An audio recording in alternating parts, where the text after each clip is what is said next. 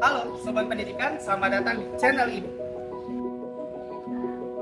Channel yang membahas tentang pemasaran, bisnis digital, teknologi, dan pembelajaran menarik lainnya. Kalau teman-teman suka video ini, jangan lupa like ya. Dan jangan lupa subscribe dan nyalakan notifikasinya. Dan jangan lupa untuk share ke teman-teman lainnya. Karena Belajar itu sangat menyenangkan. Perhatian, video ini dibuat untuk memudahkan kegiatan belajar mengajar. Silakan digunakan sebijak mungkin tanpa merubah atau mengganti konten video yang ada dalam video ini tanpa seizin channel ini. Selamat menyaksikan. Pengertian, presentasi bisnis, proses menyampaikan, informasi, ide, atau proposal, bisnis kepada audiens, dengan tujuan meyakinkan, memberikan informasi, atau mempengaruhi keputusan. Beberapa tujuan presentasi bisnis. 1. Menginformasikan, menyampaikan informasi penting tentang bisnis, produk, atau layanan. 2. Meyakinkan, mempengaruhi audiens untuk menerima ide atau proposal. 3. Menginspirasi, mendorong audiens untuk mengambil tindakan tertentu. 4. Membujuk, mendapatkan dukungan atau persetujuan dari audiens. Elemen-elemen penting dalam presentasi bisnis. 1. Konten yang relevan. Pastikan konten yang disampaikan relevan dengan topik dan audiens. Gunakan data, fakta, dan contoh konkret untuk mendukung argumen diulang. Struktur yang jelas. Awal, pendahuluan yang menarik untuk menarik perhatian audiens. Tengah, penyampaian informasi utama secara terstruktur dan logis. Akhir, kesimpulan yang kuat dan ajakan untuk bertindak call to action. 3. Desain visual yang menarik.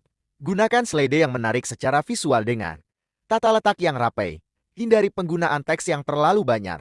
Gunakan poin-poin penting. Sertakan gambar, grafik, dan diagram untuk memperjelas informasi. 4. Teknik penyampaian yang efektif. Gunakan bahasa tubuh yang positif dan kontak mata dengan audiens. Berbicara dengan jelas dan percaya diri.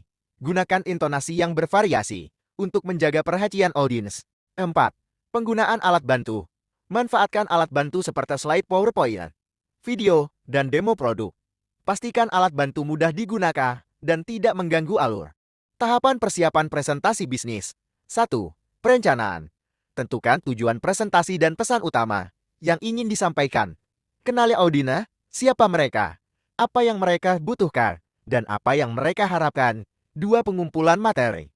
Kumpulkan data, informasi, dan bahan pendukung yang relevan. Buat rangkuman dari poin-poin penting yang akan disampaikan. 3. Penyusunan slide. Buat slide dengan desain yang konsisten dan profesional. Gunakan template yang sesuai dengan tema presentasi. Sertakan judul slide yang jelas dan isi yang mudah dipahami. 4. Latihan. Latih presentasi secara berulang-ulang untuk meningkatkan kelancaran. Minta umpan balik dari orang lain dan lakukan perbaikan jika diperlukan. Persiapkan diri untuk menjawab pertanyaan dari audiens. Yang kelima yaitu teknik presentasi bisnis yang efektif. Yang pertama yaitu membuka presentasi dengan kuat.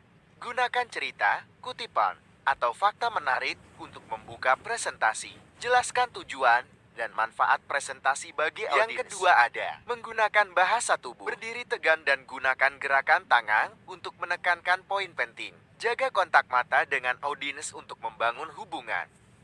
Selanjutnya yang ketiga ada menyampaikan pesan dengan jelas. Gunakan bahasa yang sederhana dan mudah dimengerti. Hindari jargon teknis yang mungkin tidak dipahami audiens. Yang keempat adalah mengelola waktu dengan baik. Pastikan presentasi tidak terlalu panjang atau terlalu singkat. Gunakan waktu dengan efisien untuk menyampaikan semua poin penting. Dan yang terakhir ada mengakhiri dengan kesimpulan yang ringkas poin-poin utama yang telah disampaikan. Berikan ajakan untuk bertindak atau pertanyaan yang mendorong diskusi lebih lanjut. Selanjutnya ada alat dan teknologi untuk presentasi bisnis. Yang pertama ada Microsoft PowerPoint. Alat yang paling umum digunakan untuk membuat slide presentasi. Menyediakan berbagai template dan fitur desain. Yang kedua ada Google Slides. Alat berbasis cloud yang memungkinkan kolaborasi secara real time. Mudah diakses dan digunakan di berbagai perangkat. Yang ketiga yaitu ada Canva. Alat desain grafis yang menyediakan template presentasi yang menarik. Mudah digunakan bahkan bagi yang tidak memiliki latar belakang desain. Yang keempat ada Prezi, alat presentasi yang menawarkan format non-linear dan lebih dinamis, cocok untuk presentasi yang membutuhkan visualisasi yang lebih kreatif. Yang ketujuh, aktivitas pembelajaran.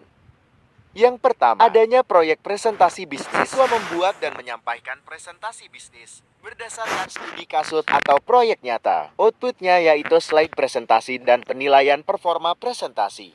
Yang kedua, adanya latihan kelompok. Siswa bekerja dalam kelompok untuk merancang dan melakukan presentasi. Output, evaluasi kelompok, dan umpan balik dari rekan. Yang ketiga, simulasi presentasi. Simulasi situasi bisnis di mana siswa harus melakukan presentasi kepada klien atau investor. Output yaitu penilaian berdasarkan keterampilan komunikasi dan kemampuan meyakinkan audiens. Yang keempat ada diskusi dan analisis. Diskusi tentang elemen-elemen penting dari presentasi yang efektif. Output yaitu laporan analisis dari diskusi kelompok. Yang kedelapan yaitu penilaian. Kualitas konten, penilaian berdasarkan relevansi, dan kelengkapan informasi yang disampaikan. Selanjutnya ada desain visual. Penilaian berdasarkan kejelasan dan daya tarik visual slide presentasi. Adanya teknik penyampaian. Penilaian berdasarkan kemampuan berbicara, membahasa tubuh, dan penggunaan intonasi. Adanya pengelolaan waktu.